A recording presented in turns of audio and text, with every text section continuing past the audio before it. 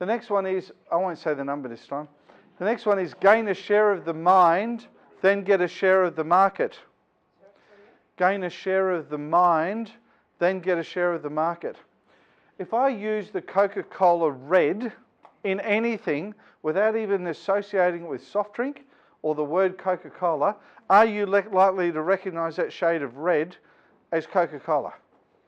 How about the script work? For even those of us who don't drink it. The script and stylish word that they actually use. If you use another word using the same font, you'll recognise it as Coca-Cola. So they've got mind share as well as market share.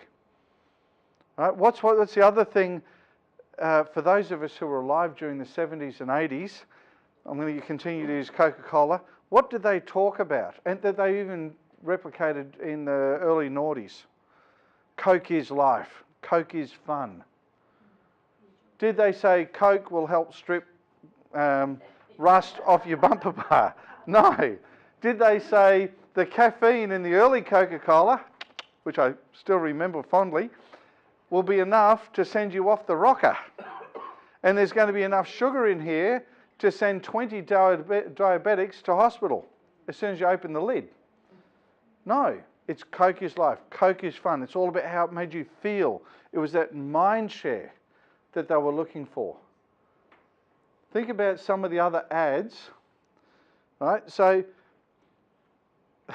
until I did this, how many, and this is a good example, I'm not being crude here or crass, how many feminine hygiene products do we see advertised, which is all about a woman going for riding on a bike, yeah, or going bungee jumping? Ladies, many of you feel like bungee jumping? No, right. But it's how, oh, this is going to make me feel awesome. Why don't they come with stuff like that for us blokes? They just get, if it's not on, it's not on. Okay, the next point is now, I'm going to precede this by saying, I was immediately challenged by this statement when Jay came up with it, which is, do anything to get a customer, then follow up.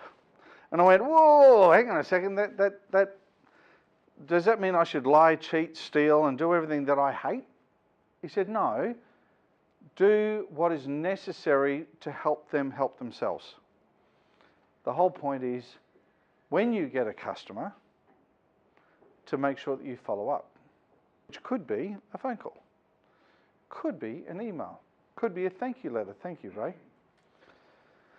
We're going to skip the next bit around. I'm not even going to cover Freud versus Skinner, but they were very interesting. Basically, the whole idea behind Freudian and Skinner was that Freud, which is the next page, Freud covers the unconscious brain, and Skinner covered the conscious brain. Next point. There we go. Thank you. The reason why I want you to think about this is you've got an A list. He said, think about your customers as A's and B's. Think about the ones that you treat like family. And I don't mean family that you'd rather avoid. I mean family that you actually really do love. Okay? Think about your customers and some of the attributes around your customers for those that you want to treat like family, and everyone else you treat like royalty, because nothing's thicker than blood. So the next point, I want you to spend 60 seconds. What are some of the things that attract you to that customer that you think of as family? To that client that you do business with that you treat like royalty? 30 seconds. Let's have a think about it. Someone came up to me and said, John, can I please pay you in Spanish gold bullion for your coaching? You like this example? Love this conversation. We've had this conversation. Why do people make it hard for other people to buy? Right?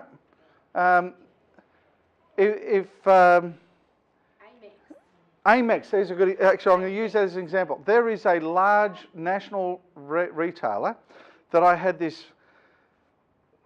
22 sites around the country, I'm not going to mention their name, that I had this discussion with their managing director that when you go to the register, if you use a Visa, they put on a certain percentage. If you use an Amex, the percentage changes, it goes on top. And Amex actually Amex and then Diners, I think was the most expensive one. And what he was basically saying is, we'll take your money, but I'm going to penalise you for taking your money. Oh, okay, so you want me to do business with you, and then you're going to charge me extra. And you want me to be loyal. And you want me to be loyal. I'm a raving fan of yours. Yeah, you probably all know who I'm talking about, right? No? Worse still, oh, you don't take it. You don't want me to do business with you. Exactly. So what I suggested to them was have a look at how many people use credit card versus non-credit card and increase the prices of your product across the board by what turned out to be 0.16%. So that you don't have that negative experience at the register. Would you and I know whether something's just been increased by 0.16%? No. Could they afford to even bite that into their margin, which, by the way, sits at around 65% gross margin? Yes, they could. What if your insurance went up 0.1%? Would you put your price up across the board to cover that? No, exactly. So, and then the other example is if someone said to me, I want to pay you in gold Spanish bullion, I'd say, not a problem. Let me just check on what the spot price is on gold.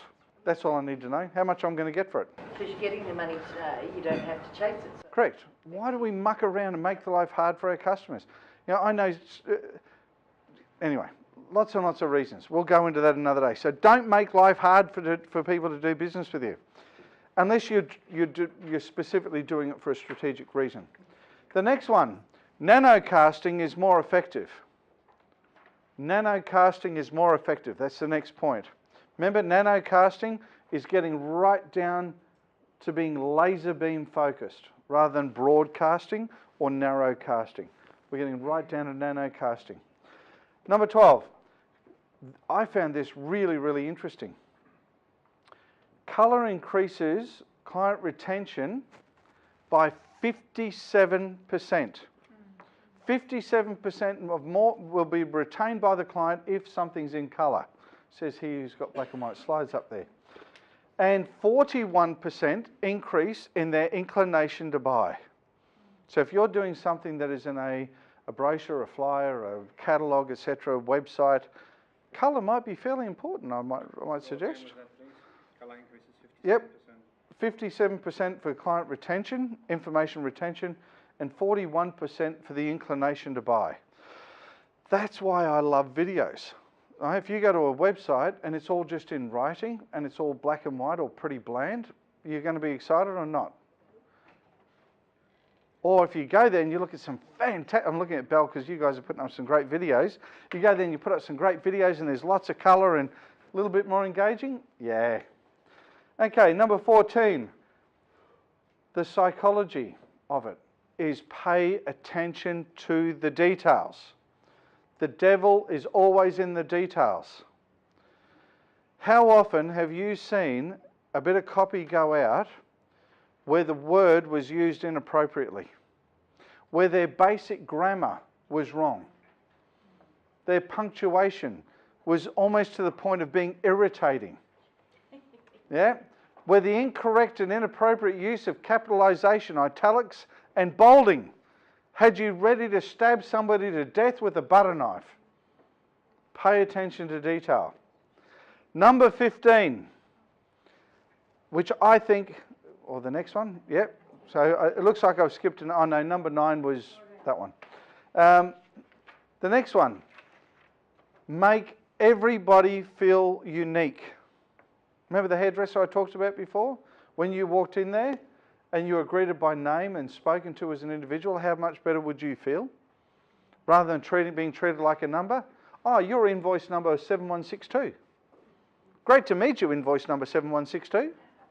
Anybody get their jollies about that idea? No.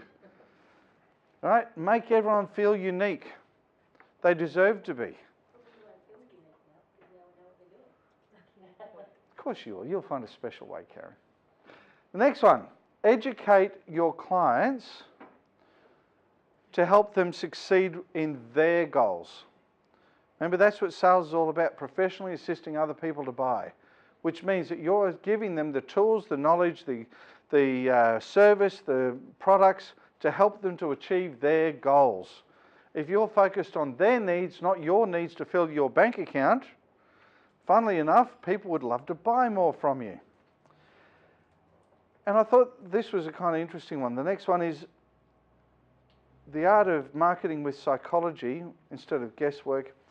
He classified it as the art of getting people to change their minds.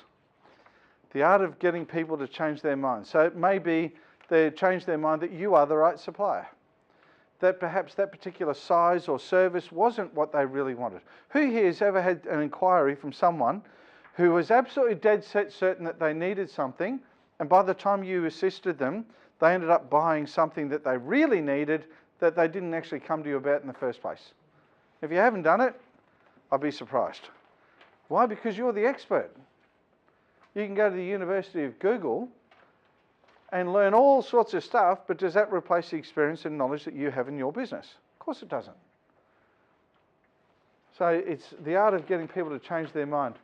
Now, little exercise just to get everyone moving and their blood moving and looking at the time. I'd like everyone to stand up, please. And you're going to get a chance to sit down for the first person who says this. Okay, Ironman Food, what company? Well, hang on. Who said it first? Show a bit of integrity. Yep. Too close to call. You're going to have to stand. Nike. Nike. Good, you can sit down. The Power to Surprise. Oh, some of these are tough. Good. The Pause that Refreshes. Oh, I'm not telling you. You can look these up later. Okay, It's the Real Thing. Coke, thank you. Oh, what a feeling, Toyota. Okay, the Uncola. Pepsi, thank you. Have a break, have a Kit Kat, excellent. Great taste, less filling. Oh man, some of these international companies should have their marketing managers hung. Okay, next one. Keeps you healthy on the inside. Special K, thank you. You can sit down, Fraser. Okay, next one. The king of beers, Budweiser. Oh, come on. Oh, really? No, me either. Okay, Go Better, Go. Shell. Shell? Okay, We Try Harder. Avis. Yeah, because they play on the fact that they're second place. Right? We try harder because we're the second best. I love it. Zoom, zoom, Mazda. Exactly. And Shift the Way You Move. Nissan, thank you. Okay, take a seat.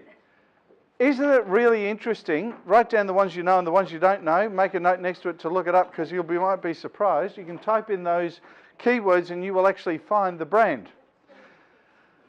How interesting is it that these people have actually got a recognition, no logo, nothing else other than what? What's this called? Tagline. Tagline or byline. Right? They've got a tagline that says that you now have instant recognition. Can you have multiple taglines? Yes. Can you work through multiple taglines? Like our latest one is, our business is helping you grow your business. What's your tagline? So we're going to talk about those sorts of things so that you can put that, you like that one? Our business is helping you grow your business? I came up with that one. Here's some more. Good to the last drop. Ooh. Oh, wow. Do we have to stand up again, do we? Okay, feel the difference. All right. Good food, good life. Oh, wow. Okay. A glass and a half full.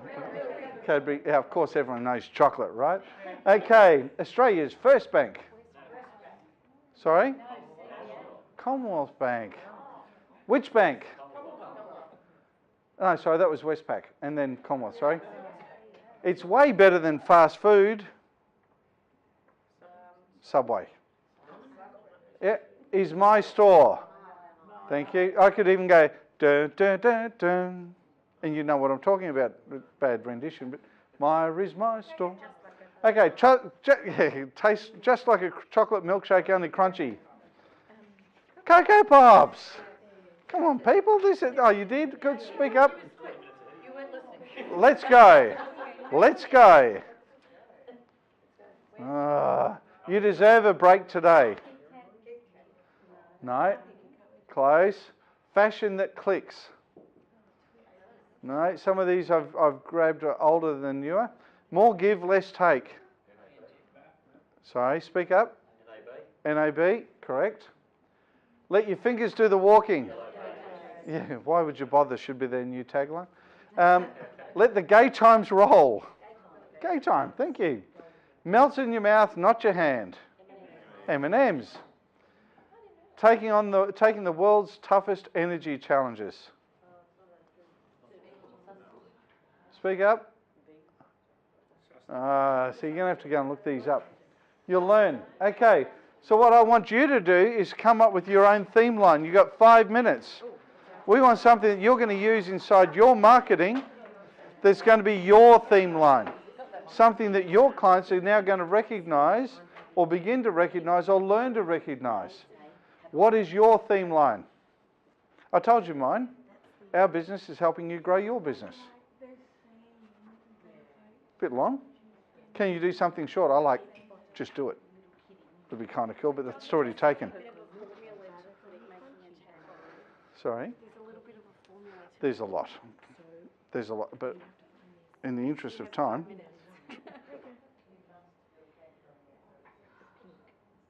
No, I've got 35 minutes.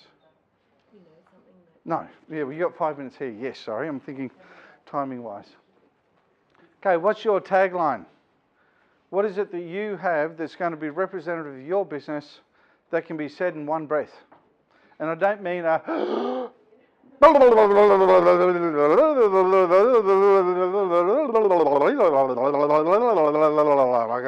to keep the breath going. Breath. What we need is a breath that can be... I could have gone for a lot longer than that. Mouthful of marbles, head under cement. Easy. What is your tagline? Come on, 2 minutes. What is going to be your tagline? If you've already got one, great. Put it down, challenge it.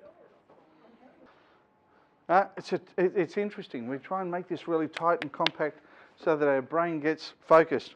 The next page, it's on the right-hand side for you guys. Memes versus logos. Who knows the difference between the two? I'd like to give it a crack. Memes versus logos. Oh, sorry, there. All right, let me give you an explanation. What is a meme? You can write these down in these points here.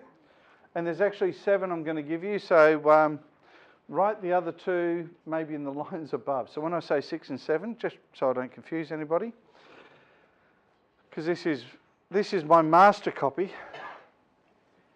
and obviously I'm right and the PowerPoint's wrong. Point number 1, a meme is the lowest common denominator of an idea. The lowest common denominator of an idea.